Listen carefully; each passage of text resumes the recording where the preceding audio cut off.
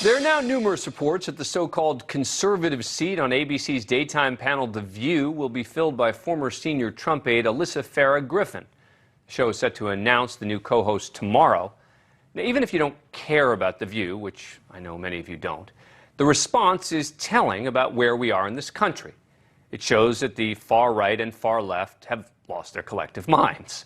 The show is generally a left-leaning show with hosts like Whoopi Goldberg and Joy Behar taking very liberal positions on a variety of issues, and they try to have at least one regular conservative voice to mix things up a bit, keep the conversation interesting. Now, anytime a decision like this is made, you'll get complaints, and even if you hate the show, you would hope that maybe both sides would appreciate her being picked to fill the seat once filled by Meghan McCain. The left pleased because she's been a frequent critic of her former boss, Donald Trump's actions following the 2020 election. And the right might be pleased because she is a conservative Republican who holds many beliefs consistent with the GOP. But alas, not in this political climate. Instead, it's all about the negative. It's either she's too much or not enough. Let's start with the left, specifically the left-leaning media. MSNBC host Tiffany Cross talked about this weekend as if it's a national disgrace and a complete travesty. Let's please not forget that this tawdry turncoat Trump loyalist quickly morphed into an opportunist after voluntarily taking jobs with the Trump administration, signing on to work for his regime, knowing full well what Trump represented. And she rode his wave of open xenophobia and racism all the way to network television. She wrote for a right-wing conspiracy website founded by her father. She supported efforts of Mark Meadows and Jim Jordan when she worked for them on Capitol Hill. She defended Trump after he asked the Proud Boys militia to stand back and stand by. And she's an election denier. She's not an election denier, but some of the other stuff is true. Cross went on to say that not just Griffin, but basically anyone who worked in the Trump White House should never be allowed into the public arena ever again.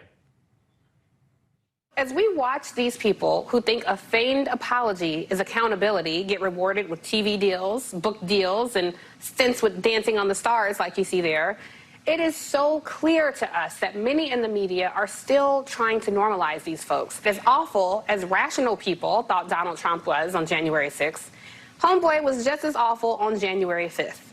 And so were the people who rocked with him. Every last one of you. I forgot about Sean Spicer on Dancing with the Stars. The rant, of course, got her some serious praise from her colleagues. Joy Reid writing, quote, "This sister is God's honest truth with a gangster lean damn." And obviously the antipathy towards Griffin isn't just from MSNBC. Wanda Sykes, a frequent View guest co-host, reportedly went so far as to boycott appearing on the show.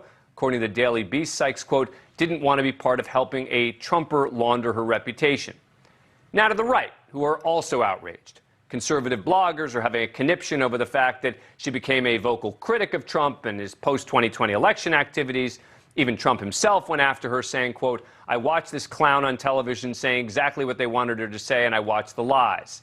And many other conservatives followed in line. The National Review put out a column that breathlessly asked, what happened to Alyssa Farah? Outkick wrote, she now spends much of her airtime on CNN bashing the former president, so she's passed the test.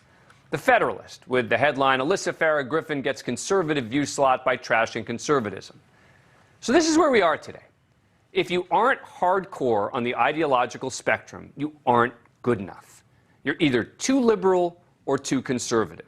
And of course, she gets attacked personally as being a sellout or a fair-weathered friend. Look, I guest hosted The View with her a few weeks ago and thought she made some interesting points. Definitely conservative, called herself pro-life, was transparent about that. But I think she'll be a very good choice for the show. The show will remain left-leaning. That's what the audience wants. But it seems these days many just don't want to have a discussion at all with different sides. Speaking of different sides, my old colleague and host of Rebel HQ and the Young Turks, David Shuster, joins us. David, it is great to see you. A long time. Dan, great to be with you. First of all, congratulations on what you're doing with NewsNation, but also kudos to OP Live and your team with Paul Gordon and John Zito, my former colleagues. A great team, great show. You guys are off to a great start. Thank you. He's referring to On Patrol Live. All right, so what do you think I'm getting wrong here, David?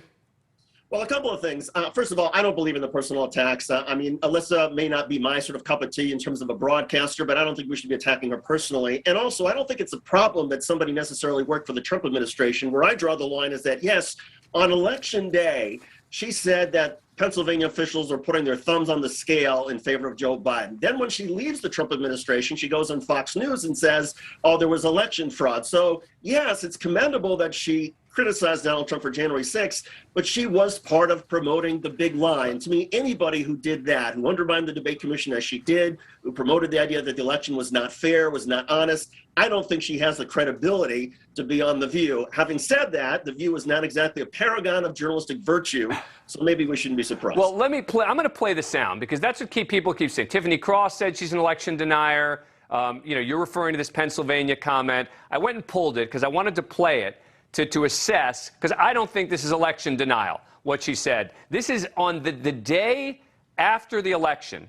She made this comment, or it was either the night of, I think it was the day after. This is number one, Alyssa Farah talking about the election. So we've been really concerned with some of those early comments from the Attorney General.